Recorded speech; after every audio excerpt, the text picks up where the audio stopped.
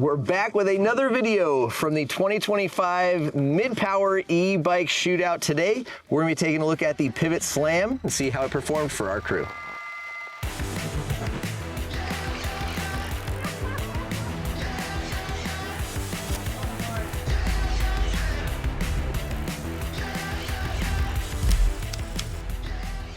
Before we get into this review, we'd like to take a moment and thank the sponsors for helping make this series possible. We are back down at Klamath Falls, Oregon, which is an awesome e-bike friendly place with some amazing trails. We are staying at the Running Y Resort, which is a bike friendly destination with an amazing golf course and close access to 2 trail networks.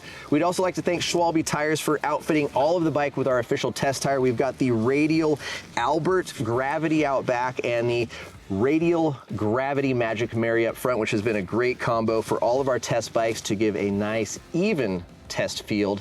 Endura hooked us up with a bunch of gear and helmets, and Giro set us up with some knee pads and awesome shoes for the shootout. So please show some love to those guys for helping make this series possible. Without them, we couldn't be out here making all these fun videos and putting in the work. It is work, don't get it wrong. Let's get into the Pivot Shuttle SL AM. Do you believe it? It is work. We work a little bit. I mean, it took us, what, 8 hours to ride one trail today? Could be worse, I guess.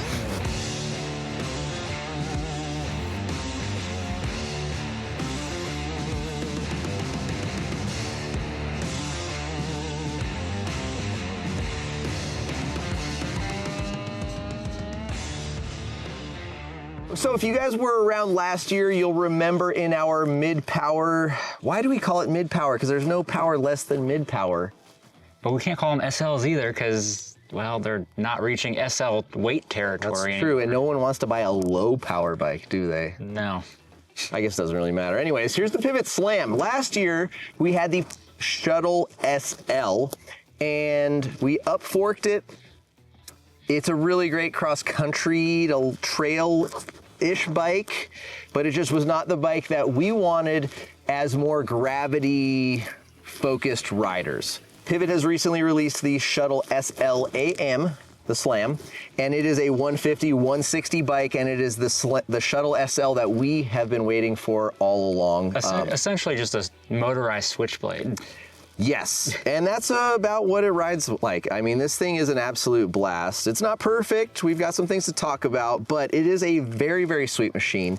So first off, let's kind of talk about the Bosch SX drive unit, and we'll kind of get into some of the details on that thing, because I think that's probably electronics, drive units, batteries is gonna be one of the most important things, of course, when it comes to an e-bike.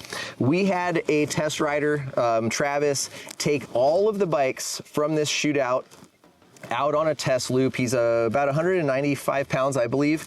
He did 13 miles and roughly 1,300 feet. He did the course's pre and post Bosch update, and we'll share those numbers, right? So let's get into what those were, Sean. His pre-update, it took him about an hour, 2 hour 3 to finish that lap, and that consumed about 275 watt hours, which is, I think, respectable. Post-update was drastically different. Granted, he was 4 seconds faster, and it was the fastest motor now in that little test loop that he did, but it consumed 388 watt hours of battery, which is essentially, you're running on fumes and sweating bullets if you're a ways away from your car. Yeah, so essentially almost 100 more watt hours on the same test loop. I know, for example, on yesterday's ride, I killed this battery, and we did, I think it was 24-ish 100 feet of vert. Yeah, and 15 miles. 15 miles, you know, I'm about 95 pounds as well, and we were running through a variety of different power modes, drastically lower. And in fact, we decided that we probably would be reverting in our own personal riding to the pre-update mode for a lot of our riding, and just saving that boost as the post-update mode going forward. Because that 400 is just, it really gets drank dry quickly with the update. Yeah. Bosch. Whoa. Does that count, guys? I mean, I did that on purpose. Does that? Oh, you did. You didn't complete the climb on purpose? You stopped right here. Oh, okay.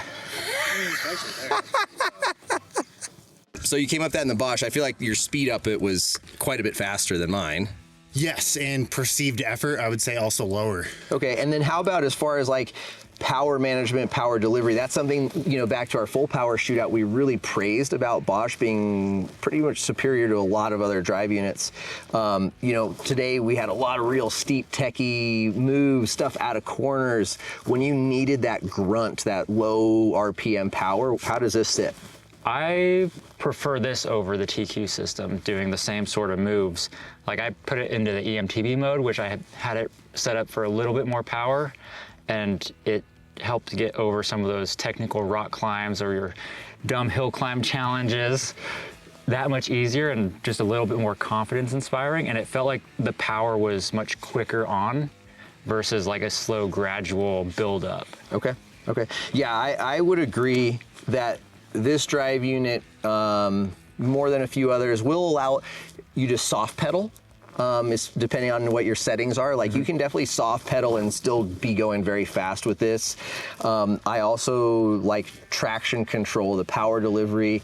You know, if you're rolling into something very slow and there's like a, I don't know, handlebar height rock ledge, and you only get like that 1 or 2 pedal strokes in to lift the front wheel and get up and over. The Bosch does a really good job of that. And there is a ton of adjustability, customization that you can do. So there are some really, really awesome things that I like a lot about Bosch. It's reliable, it's durable. You know, you don't really hear about them failing like the Fazooas or some of the other, you know, problems that there are out there in the motor space. Downsides of the Bosch for me, small battery. Yep. And it does rattle. And you know, you hear that more on certain trails than others. Yeah, and like on our second lap, or like the first lap, I was like, this bike's pretty quiet. I don't know, what rattle are you talking about? And then that second lap, once we were going through all the rock garden traverses and stuff, I'm like, oh gosh, there it is. There's that rattle. Yeah. You know, I think it really depends on where you're at, the speed you're riding, and the type of ground that you're riding on. You know, a lot of our stuff at home is dry desert, very rocky, very fast. So you've got wind noise, you've got rock noise. And you know, for the longest time I've been like, well, these people are complaining about all the rattle, and I'm like, I don't hear it at this speed and on this type of dirt. But yesterday we were on a pretty low gradient descent. You know, the speeds are 15-ish, you know, 10 to 15 miles an hour, not really fast. And there's just like little vibrations in the ground. Oh, you can just hear that knocking, that rattling from that drive unit. Yeah, I could see where this would be a little bit of a nuisance or annoying on the ride. But then when you really start letting it go, you know, coming through these, you know, other sections of trail, it fades and you don't hear it quite as much. But nevertheless, the Bosch system's not perfect for those two reasons. You know, obviously you can get a range extender or whatever. I'm not huge fans of range extenders. Yeah, just because we would need it so much. We'll leave it at that. I wish there was a bigger internal Bosch battery. One day.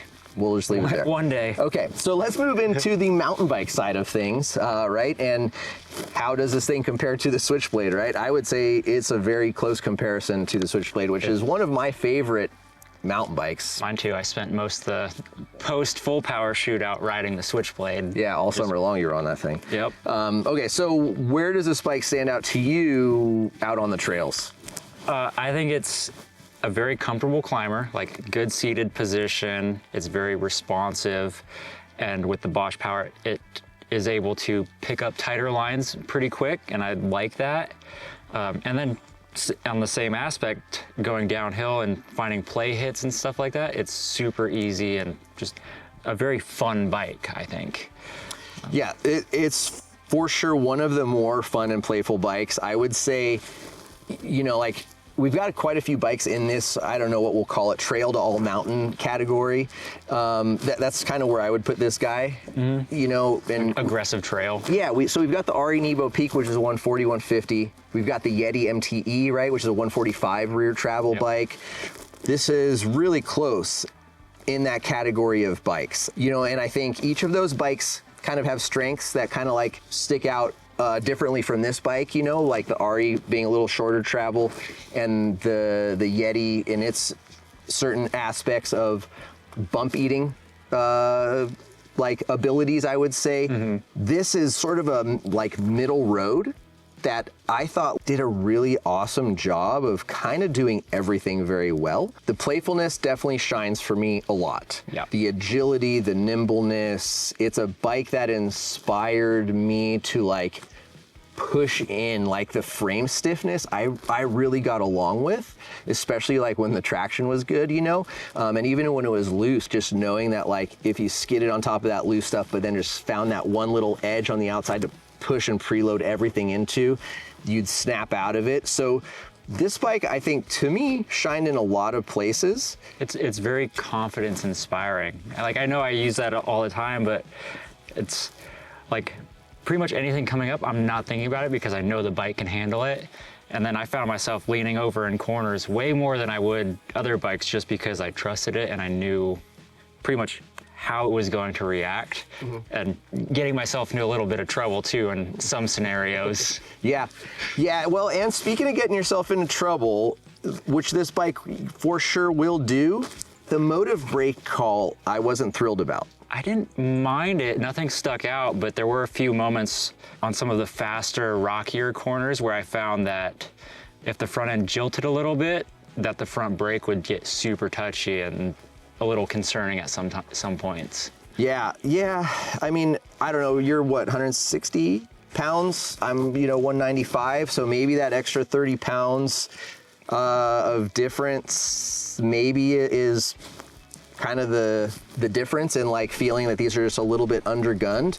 But, at the same time, I'm glad they aren't Mavens, because that would have meant we would have had another set of brakes to spend hours on, massaging and bleeding. So I guess that's a benefit, but I definitely think that a more powerful brake would be welcome on a bike that is as capable as this thing is.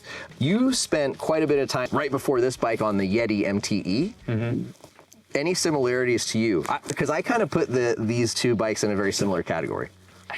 I don't know. Like, I've ridden both bikes on the same trails, whether it's at home or here. Like, I definitely gravitate towards this one being more playful and the Yeti being more point and plow. Like, it doesn't feel as playful.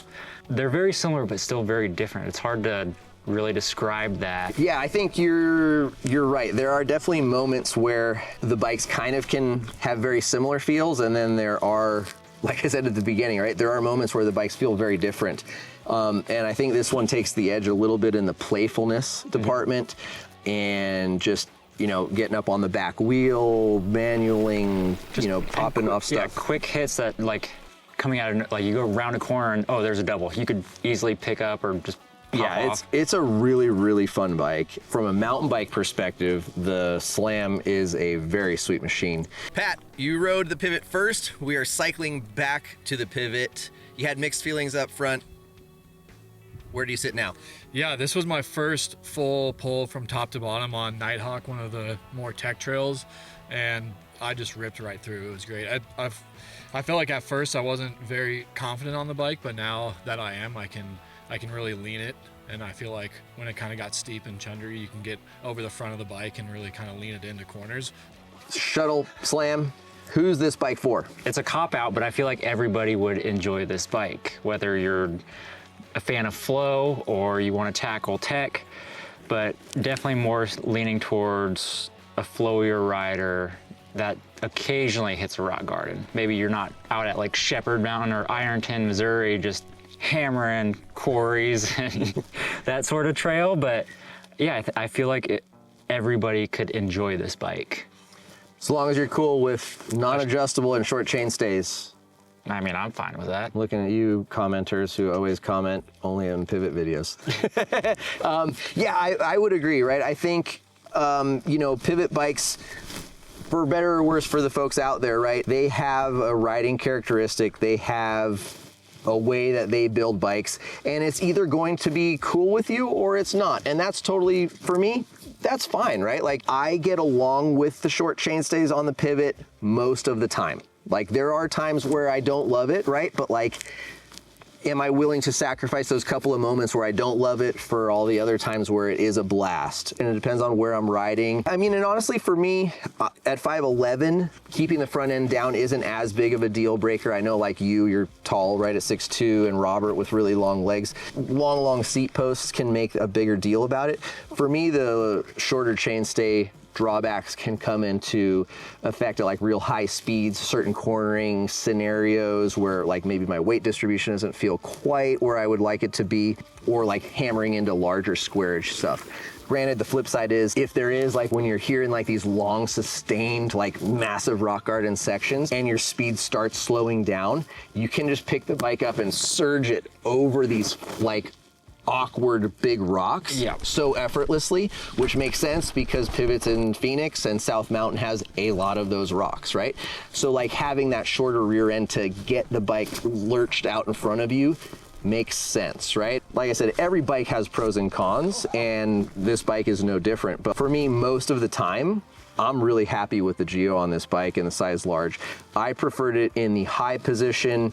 I usually like bikes in the high position. I like technical climbing. I like a little bit more of a live feeling bike rather than feeling like maybe super low and a little bit more sluggish. But yeah, to me, this bike, I think, you know, if you really start wanting to push into that borderline enduro terrain category, but it's not going to feel overkill if you're a more beginner to intermediate rider and you're riding on lower gradient, mellower, flatter trails, because it's still a very lively and sprightly bike. And I think that's where, to me, that's where this bike excels and a lot of pivot bikes excel.